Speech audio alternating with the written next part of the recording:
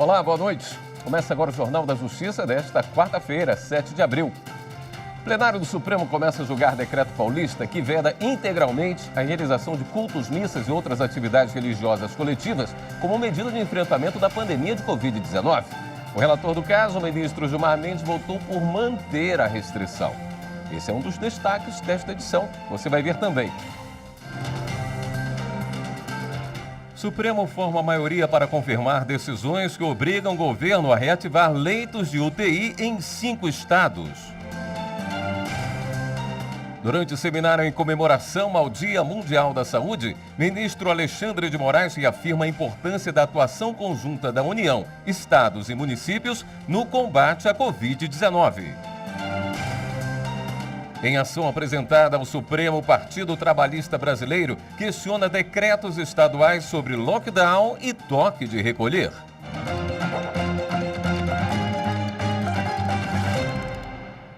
O Supremo Tribunal Federal começou a julgar o decreto paulista que veda a realização presencial de atividades religiosas por causa da pandemia de coronavírus. O relator do caso, o ministro Gilmar Mendes, votou por manter a proibição. A ação foi proposta pelo Partido Social Democrático, questionando a constitucionalidade de um decreto estadual de São Paulo que proibiu a realização presencial de cultos, missas e outras atividades religiosas coletivas, como medida de enfrentamento da pandemia de Covid-19. O relator da ADPF é o ministro Gilmar Mendes, que negou o pedido e manteve a proibição por considerar que as medidas de restrição são necessárias em meio à pandemia. Diante da relevância do tema, a pedido do relator, o processo foi incluído pelo presidente da Corte, ministro Luiz Fux, na pauta de julgamentos para referendo do plenário. O julgamento começou com as sustentações orais. O advogado-geral da União defendeu que as atividades religiosas são essenciais em tempos de pandemia. Também se posicionou contra a medida restritiva do toque de recolher, que, segundo ele, é própria de estados autoritários. Por fim, ressaltou que o decreto do Estado de São Paulo fere o direito à liberdade religiosa e de culto. A Constituição brasileira não compactua com o fechamento absoluto e a proibição das atividades religiosas. Não compactua com a discriminação das manifestações públicas de fé. Tanto é assim que remédios excepcionalíssimos da própria Constituição não admitem sequer esse tipo de medidas que estão sendo adotadas regionalmente. Não há cristianismo, e aqui eu concluo, sem vida comunitária. Não há cristianismo sem a casa de Deus. Não há cristianismo sem o dia do Senhor. Já o procurador do Estado de São Paulo destacou que as medidas restritivas são essenciais diante do aumento de casos e número de mortes. É adequada na medida em que apta a evitar a aglomeração. É necessária, já que, diante da escassez de vacinas hoje no Brasil, não resta ao poder público outra alternativa para evitar a disseminação do vírus, senão o afastamento e o distanciamento social. E, por fim, a medida é proporcional em sentido estrito, na medida em que se trata de medida excepcional, temporária, justificada e que apenas restringe o exercício da atividade religiosa, sem vulnerar o núcleo essencial do direito fundamental. Para o Procurador-Geral da República, além de a Constituição assegurar a liberdade religiosa, a assistência espiritual é essencial para muitas pessoas enfrentarem a pandemia. Portanto, igrejas e templos devem poder abrir, desde que respeitados os protocolos sanitários para evitar a disseminação da Covid-19. As pessoas têm o direito de professar sua fé. Direitos e garantias são postos em defesa do cidadão contra o Estado e não em favor do Estado contra os cidadãos. A ciência salva vidas, a fé também. Fé e razão, que estão em lados opostos no combate à pandemia aqui, nesse debate, nesse processo, desses autos, caminham lado a lado, em defesa da vida e da dignidade humana, compreendida em suas múltiplas dimensões, abrangendo a saúde física, mental e espiritual. Depois das sustentações orais, o presidente do STF, ministro Luiz Fux, reagiu à fala de um dos advogados, que citou trecho da Bíblia como uma espécie de crítica ao STF. É preciso, no entanto, em nome da Corte, repugnar, movido por um sentimento ético e de serenidade, a fala de um dos advogados que dirigiu-se ao final à Corte, invocando a declaração de Jesus em Lucas 23, 24, perdoai-os, Senhor, eles não sabem o que fazem. Essa misericórdia divina, ela é solicitada aos destinatários que se omitem diante dos males. E o Supremo Tribunal Federal, ao revés, não se omitiu. Foi pronto e célere numa demanda que se iniciou há poucos dias atrás. Essa é uma matéria que nos impõe uma escolha trágica e que nós temos responsabilidade suficiente para enfrentá-la. Nossa missão de juízes constitucionais, além de guardar a Constituição, é de lutar pela vida e pela esperança. O relator da ADPF, ministro Gilmar Mendes, começou o voto relembrando as mais de 337 mil mortes por Covid no Brasil. Gilmar Mendes decidiu manter o decreto paulista que veda as atividades religiosas presenciais. Faz-se impensável invocar qualquer dever de proteção do Estado que implica negação à proteção coletiva da saúde. Com as devidas vênias, senhores ministros, ainda que qualquer vocação íntima possa levar à escolha individual de entregar a vida pela sua religião, a Constituição Federal de 88 não parece tutelar um direito fundamental à morte. Depois do voto do relator, a sessão foi suspensa. E no fim da sessão, o ministro Gilmar Mendes e o presidente do STF, ministro Luiz Fux, fizeram uma homenagem ao Dia dos Jornalistas. Em homenagem a todos esses profissionais, finalizo com as palavras de Gabriel Garcia Marques. Porque o jornalismo é uma paixão insaciável que só se pode dirigir e humanizar mediante a confrontação descarnada com a realidade. Quem não sofreu essa servidão que se alimenta dos imprevistos da vida não pode imaginá-la. Quem não viveu a palpitação sobrenatural da notícia, o orgasmo do furo, a demolição moral do fracasso, não pode sequer conceber o que são. Ninguém que não tenha nascido para isso e esteja disposto a viver só para isso poderia persistir numa profissão tão incompreensível e voraz, cuja obra termina depois de cada notícia, como se fora para sempre, mas que não concede um instante de paz enquanto não torna a começar com mais ardor do que nunca no minuto seguinte. É essa imprensa que vem noticiando dados alarmantes que nos auxiliam de maneira interdisciplinar a concluirmos um julgamento que não é só um julgamento jurídico, um julgamento que deve levar em conta algo que nós não temos expertise, que são esses dados relativos à saúde. E no início da sessão de hoje, o plenário do STF aprovou a lista tríplice de candidatos para ocupar a vaga de ministro efetivo no Tribunal Superior Eleitoral como jurista. Foram indicados os advogados Sérgio Banhos, Carlos Horbach e Carlos Veloso Filho. A lista vai ser encaminhada ao presidente da República, a quem cabe escolher o nome do novo ministro da Corte Eleitoral entre os indicados. E veja a seguir, julgamento no plenário virtual do STF já tem maioria para manter decisões que obrigam o governo federal a custear UTIs em 5 estados. Voltamos já.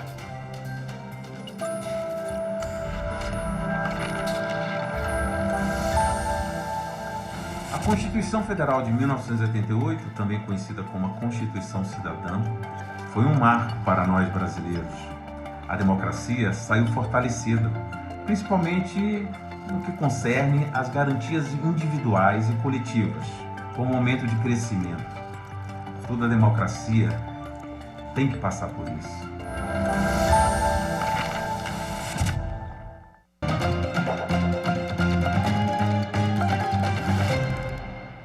A maioria dos ministros do Supremo Tribunal Federal já se posicionou a favor da reativação de leitos de UTI pela União em 5 estados do país. O julgamento deve terminar nesta quarta-feira no plenário virtual. A maioria dos ministros já confirmou as decisões liminares da relatora Rosa Weber no mês passado, que foram favoráveis aos estados. No voto, a ministra afirmou que o recrudescimento das taxas de contaminação, internação e letalidade em decorrência da pandemia de Covid-19 é incontroverso e notório. O momento atual vem se mostrando ainda mais desafiador diante das evidências científicas de novas cepas, mutações e variantes do coronavírus. Rosa Weber disse que de recrudescimento da pandemia no território nacional não é constitucionalmente aceitável qualquer retrocesso nas políticas públicas de saúde, como, por exemplo, no ponto que aqui importa, a que resulta em decréscimo no número de leitos de UTI custeados pela União. A relatora destaca a informação do Conselho Nacional de Secretários de Saúde, no sentido de que em janeiro de 2021 existiam 7.017 leitos financiados pelo Ministério da Saúde e em fevereiro deste ano, 3.187, contra os 12.003 leitos habilitados em dezembro de 2020. A ministra determinou a reativação dos leitos de UTI para o tratamento da Covid-19 nos estados do Piauí, Maranhão, Bahia, Rio Grande do Sul e São Paulo e foi seguida pelos ministros Alexandre de Moraes, Marco Aurélio, Carmen Lúcia, Gilmar Mendes, Dias Toffoli e Edson Fachin. 4 ministros ainda faltam votar no plenário virtual. O prazo termina no fim da noite desta quarta-feira. Em ação apresentada ao Supremo, o governador do Rio Grande do Sul, Eduardo Leite, questiona decisões que proibiram aulas presenciais no estado. Determinações da primeira e da segunda instância da Justiça Gaúcha suspenderam decretos estaduais e proibiram a realização de aulas presenciais em escolas públicas e privadas enquanto durar a bandeira preta do sistema de distanciamento controlado do Rio Grande do Sul. Segundo o governador gaúcho, além de desrespeitarem o princípio da separação dos poderes, as determinações violariam o direito fundamental à educação. E o PTB, Partido Trabalhista Brasileiro, entrou com uma ação no Supremo contra decretos estaduais que estabelecem lockdowns e toques de recolher como forma de combater a pandemia da Covid-19. Na ação encaminhada ao Supremo, o Partido Trabalhista Brasileiro alega que as restrições de circulação decretadas pelos governos estaduais violam os direitos constitucionais de ir e vir, da reunião e do trabalho, e também aponta que o fechamento das atividades econômicas gera desemprego em massa e quebra de empresas. O partido questiona ainda que não há comprovação de que as medidas evitem a propagação do novo coronavírus e argumenta que a Constituição Federal autoriza a restrição do direito de ir e vir somente quando o presidente da República decreta o estado de sítio em todo o país. Esta é a segunda vez que o PTB tenta derrubar os decretos estaduais.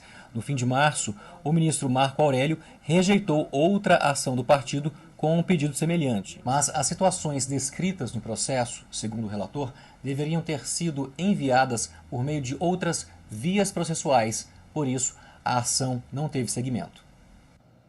E o Supremo Tribunal Federal alerta para mais uma fake news que circula nas redes sociais. A publicação falsa diz que tramitaria na corte uma ação questionando a criação de um fictício passaporte Covid, documento que seria exigido para a liberação de atividades que, em razão da pandemia, foram objeto de restrições em alguns municípios.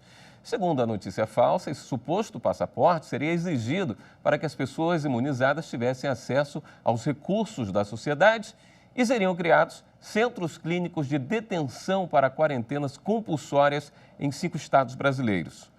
O Supremo informa que a notícia é uma montagem grotesca, utilizando o padrão visual de seu sistema público de acompanhamento processual com o objetivo de disseminar informações falsas. O STF alerta para a importância da checagem de informações suspeitas como forma de se evitar a propagação de fake news, especialmente em momento tão delicado como o vivenciado em nosso país em razão da pandemia de Covid-19. E nesta terça-feira, o presidente do Conselho Nacional de Justiça, ministro Luiz Fux, anunciou a criação das chamadas caravanas virtuais. O anúncio foi feito durante a reunião de instalação do Centro de Inteligência do Poder Judiciário e da Rede de Centros de Inteligência dos Tribunais. De acordo com o ministro Luiz Fux, as caravanas virtuais serão realizadas a cada 15 dias para capacitar as equipes que vão trabalhar nas unidades judiciárias de todo o país. Os encontros devem permitir a troca de ideias entre os segmentos de justiça, o aprofundamento de temas que envolvem a gestão de precedentes e a estruturação dos centros de inteligência locais. O Centro de Inteligência foi criado para identificar demandas repetitivas e propor a replicação de decisões e, assim, evitar a judicialização indevida. A terceira turma do Superior Tribunal de Justiça decidiu não permitir prisão fechada para devedor de alimentos, mesmo com o fim do impedimento legal da medida. Em função da pandemia da Covid-19, o artigo 15 da Lei 14.010, de 2020, determinou que a prisão por falta de pagamento de pensão alimentícia deveria ser cumprida exclusivamente na modalidade domiciliar.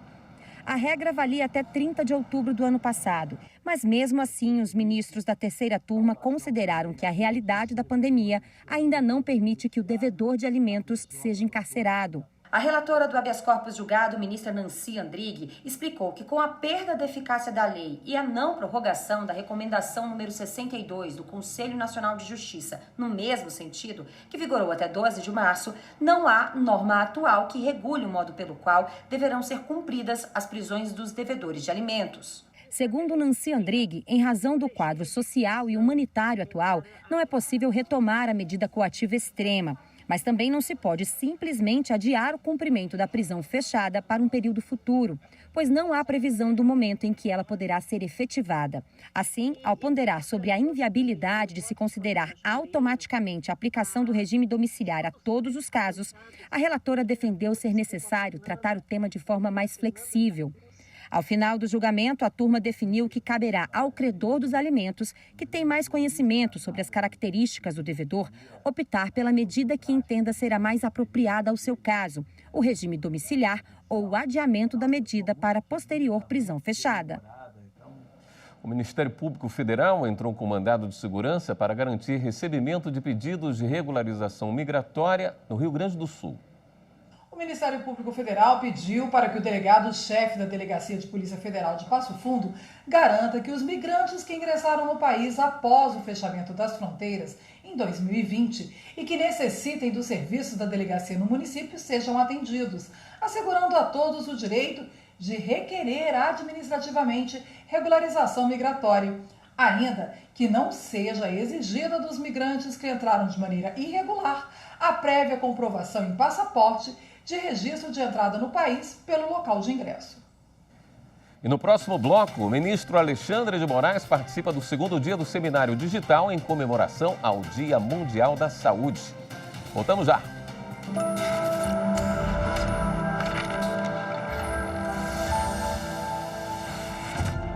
Quando eu falo em Constituição Federal, eu lembro de casa, de alicerce, porque ela foi construída em prol da população.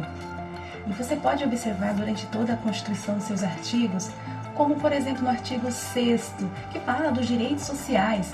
Nós temos o direito em relação ao desenvolvimento urbano, saneamento básico, propriedade, quando a casa pode ser violada ou não. Você conhece os seus direitos? Então leia e se interaja, aprenda mais sobre a Constituição Federal do Brasil.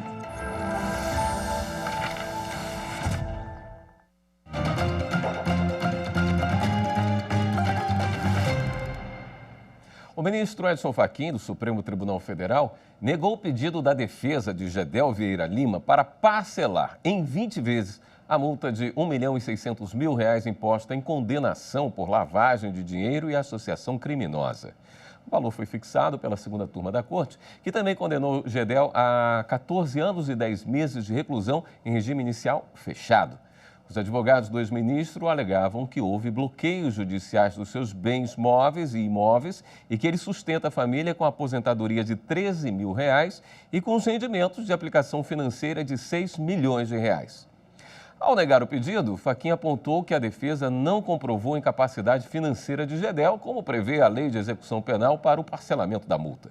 Ressaltou ainda que não há sequer comprovação de que os bloqueios judiciais teriam atingido a totalidade dos bens de Gedel e suas contas bancárias. O ministro Alexandre de Moraes, do Supremo Tribunal Federal, reafirmou hoje a importância de mobilizar a sociedade para conter a Covid-19 e da atuação da União, Estados e municípios em medidas de prevenção. O ministro participou do seminário digital em comemoração ao Dia Mundial da Saúde, promovido pelo Conselho Nacional de Justiça.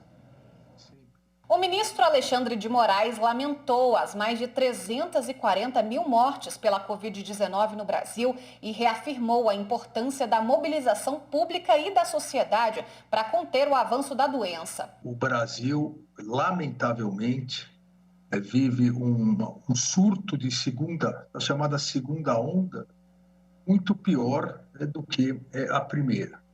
O Brasil é o único país do mundo em que a segunda onda vem tirando mais vidas numa velocidade absurda. A palestra de abertura do seminário foi sobre o tema 793 do Supremo Tribunal Federal, que trata da responsabilidade solidária da União, estados e municípios em ações judiciais relacionadas à saúde. É uma das questões mais importantes no âmbito do direito constitucional e da organização da República. O que cada ente federativo pode realizar?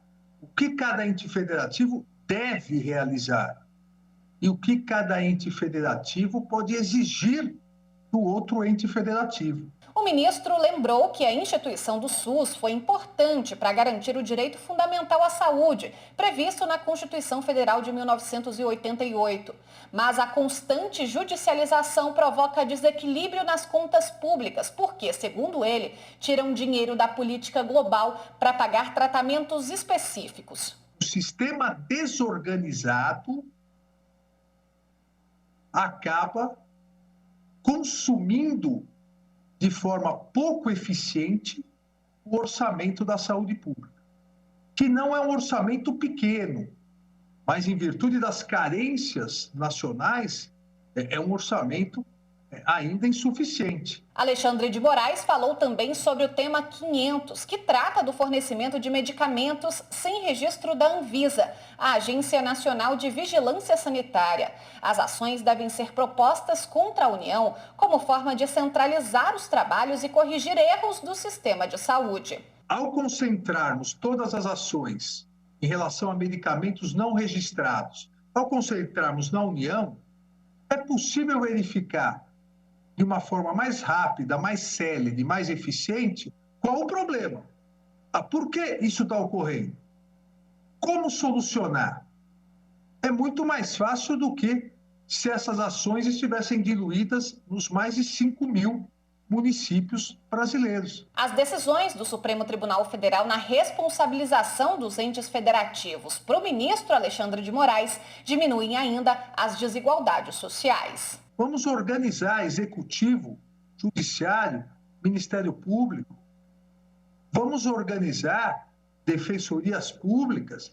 Vamos organizar de maneira em que possamos, respeitando a distribuição de competências, possamos atender o máximo possível. O seminário digital em comemoração ao Dia Mundial da Saúde continua amanhã, com transmissão ao vivo pelo canal do Conselho Nacional de Justiça no YouTube. E como você viu, hoje é comemorado o Dia Mundial da Saúde, data estabelecida pela Organização Mundial da Saúde. Aqui no Brasil, a Constituição Federal estabelece que a saúde é um direito de todos e um dever do Estado.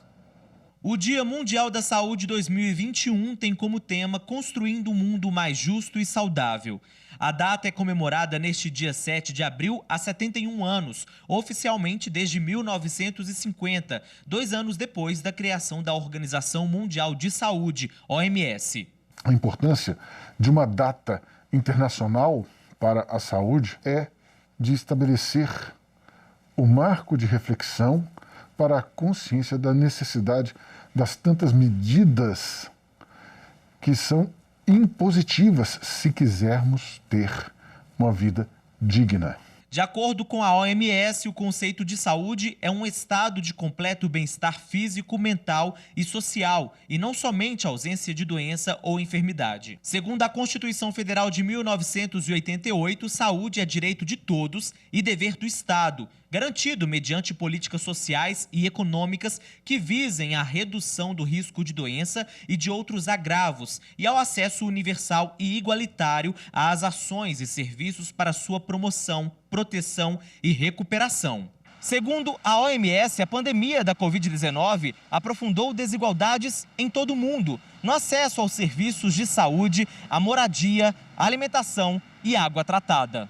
O Brasil já ultrapassou 4.000 mortes diárias pela Covid-19 e total supera 337 mil. Esse tema de saúde é não apenas relevante, ele é essencial. Nós temos um sistema de saúde que, com todas as suas imperfeições, é, sim, para a população em geral, o melhor de que se dispõe no mundo. Segundo, a dispensação de vacinas está ocorrendo. O ritmo ainda não é o desejado, mas está ocorrendo e as faixas etárias mais elevadas já foram imunizadas. O Jornal da Justiça de hoje fica por aqui. Uma boa noite para você. Até amanhã.